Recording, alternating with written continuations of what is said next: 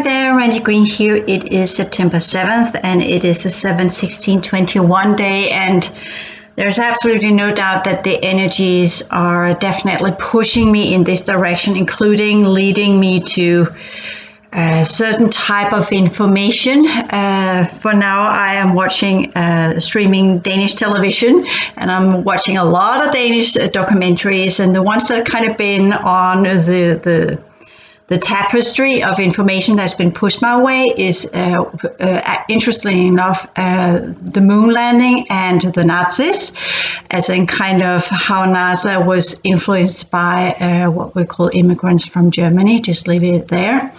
And then I also had a little documentary about preppers and psychological resilience when we talk about climate changes and some of the future challenges that we will get, no doubt about that. And it's all a matter of kind of walking through this with blindfolded and yada, yada, yada, blah, blah, blah, blah. That's not going to happen. And then when it happens, then what do we do?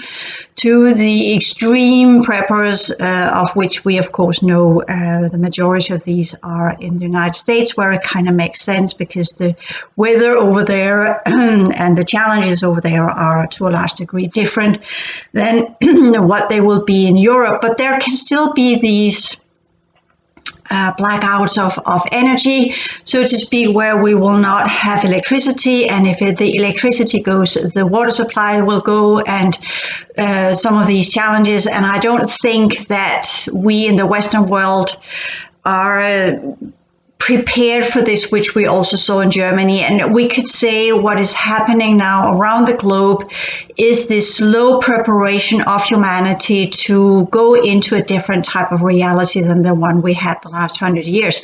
This is where we're heading, and I am thinking about how I'm going to implement that into the whole project, in what manner and to what degree. Of course, we can cocoon ourselves and say that's not going to happen, because why even be anxious about something that we are absolutely not in control of? And that is correct. That is part of what we call the psychological resilience. You have kind of what you would call the preparation on a human scale, on a physical scale, so to speak, where you are considering, you're doing what's called, it's French, is called triage.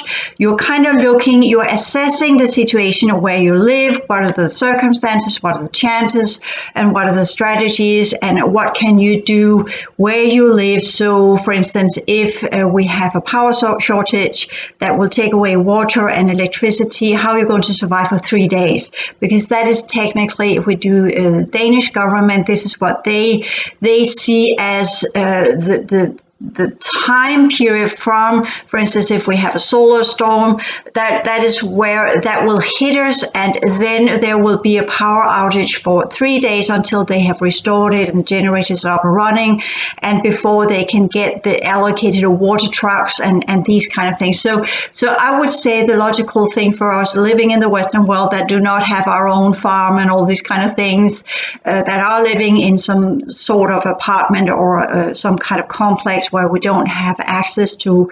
self-sustainability, so to speak, we are to kind of thinking, okay, how can I create a lifestyle and a way that if I arrange my housing situation so that I can manage for 3 days with water and food and these kind of things. And interestingly enough, with the preppers, many of them are saying, "Oh, we'll do pasta, we'll do what we could call dry food and these kind of things." But they kind of demand water, right? So I don't think that's the right solution.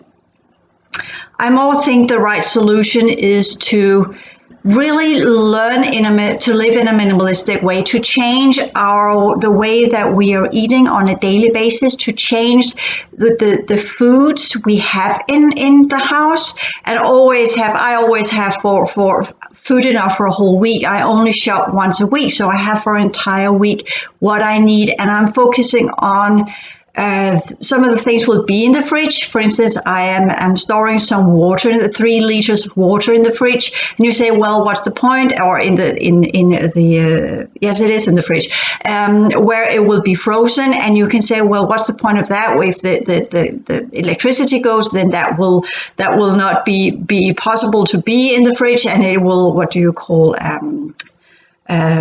I forgot the word in English, but the problem, the positive side is, yes, exactly. Then I'll take it out and it will defrost, and it will then become liquid water, which I will then have already stored there, instead of having these different types you buy and you store in your basement or whatever, and then you have your expiration date.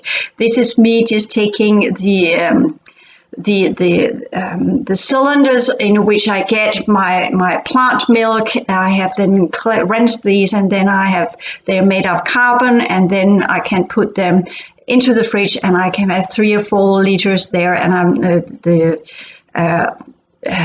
I'm not sure it's called the fridge. Sorry about that. This is where, when I'm thinking and I'm processing, and this is where, again, you remember I'm from Denmark. It's not my native language, and then I lose the words, and I'm not sure if it's the right word, and then I get insecure, and that kind of destroys the whole thing I want to say. But you know what I'm talking about. I'm freezing it down so that it can be there, and then once a year, because you know what you freeze can last at least a year, and then once a year I can take new of these cylinders made of carbon and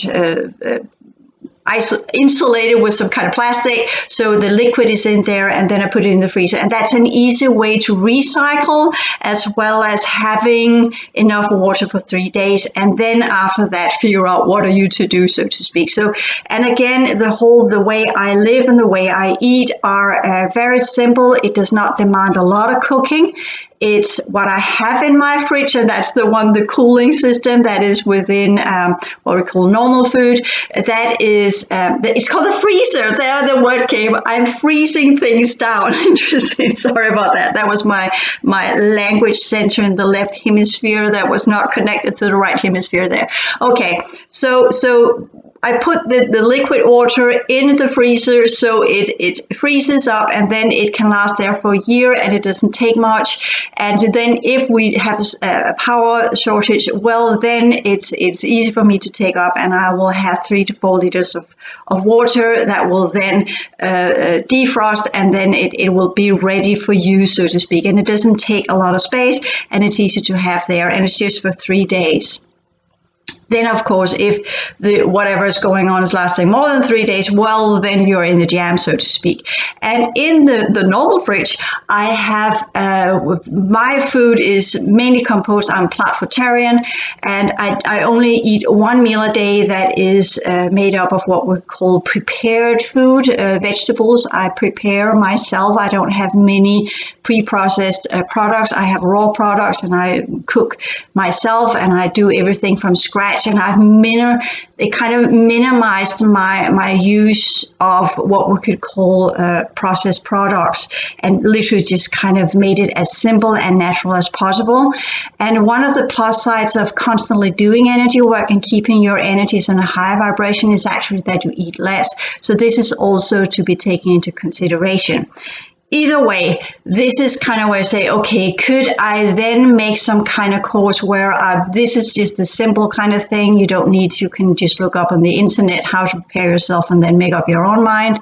But there's kind of what you could call the psychological resilience that goes with this, the readiness to face catastrophes, the readiness to be prepared, the readiness to act rationally and logically in that situation, and what is the best move to do, as you, for instance, saw in America, people living in the basement and you had a flooding. Hello, people go up higher. You don't stay in a basement in your apartment if there's a flooding.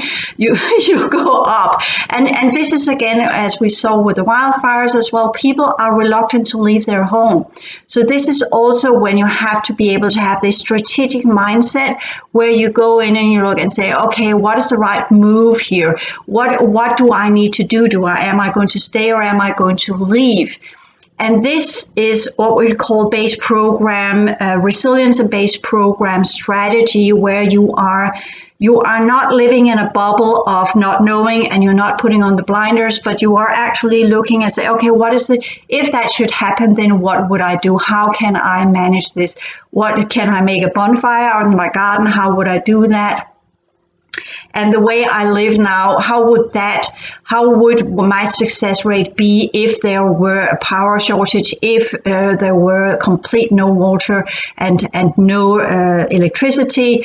What would I then do? And it's important for you to remember that most of the water supply chain is run on electricity as well. And it also goes with computers, it goes with everything that you are using in your daily life. Are you always ensuring before you go to bed that everything is loaded up so that you have got enough power on your phone, on your computer, etc., to last for a couple of days so you can get the information? Are you having one iPhone, or are you having two? Do you have this surplus, as I recommended years ago, always have two of everything? Is a little bit kind of, that's a little bit ridiculous, right?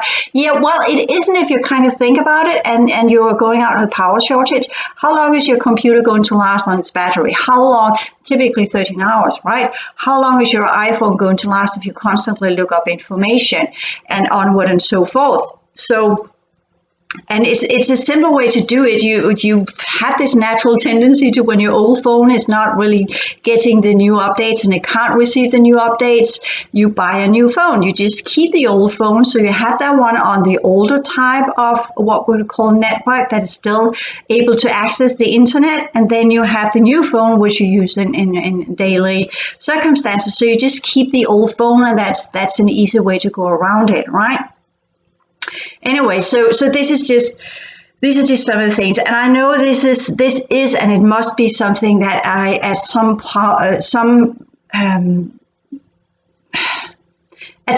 that was the word. Sorry about that one. At some point, I am going to put that into the whole project, because for now, the focus is, and this is also where I want to go, this is where kind of the prelude, the kind of context I'm here giving you, and that can be extended out. And I'm just finishing off the second course, the Psyche processes, where I exactly talk about the spectrum of knowledge that we are to hold the base program, the psychological level, what we call the different normal awareness, double awareness, and higher order awareness. These are three steps that we are processing, and all levels of reality. Most of you just in the base program, you have your current existence level of knowledge.